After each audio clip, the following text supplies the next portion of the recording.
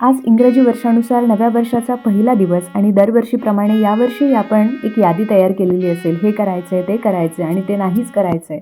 पण जसं वय वाढत जातं तसतशी ही यादी फारशी बदलत नाही. जास्तीत जास्त एखाद दुसरी गोष्ट वाढते किंवा कमी होते.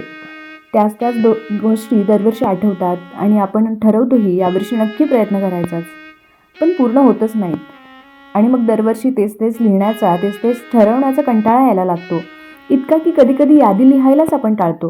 पण यावर्षी मी ठरवलंय, नाही, यावर्षी प्रयत्न करायचाच. आपल्या नेहमीच्या कामांतून वेळ काढून ज्या गोष्टी वर्षानुवर्ष मनात आहेत, ज्या गोष्टी रोज आठवतात, कधी सुरुवात करू? आता ही वेळ गेलेली नाही, उद्या वेळ मिळाला तर करूया. त्या उद्याला आज बनवायचं. म्हणून ज्या गोष्टी राहिल्या आहेत त्या शिकण्यासाठी, त्या पूर्ण करण्यासाठी आपण मुद्दाम वेळ काढायचा. तर मित्रांनो, आज 1 जानेवारी आहे आणि माझ्या यादीत पहिल्या क्रमांकावर आहे रुबिक क्यूब सोडवणं. 1.5 वर्षापूर्वी माझ्या बाळासाठी आम्ही एक रुबिक क्यूब आणला होता. तो रोज माझ्या डोळ्यांसमोर असतो आणि मी रोज म्हणते, उद्या शिकायला सुरुवात करूया.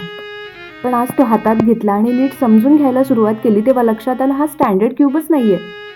म्हणून मी आता एक स्टँडर्ड रुबिक क्यूब ऑनलाईन मागवलाय. तो आला की शिकायला सुरुवात करणार आहे. शिकण्याची पद्धत, लागणारा वेळ, हे सगळं मी तुमच्यासोबत शेअर करेन. तोपर्यंत बघत राहा बकेट लिस्ट.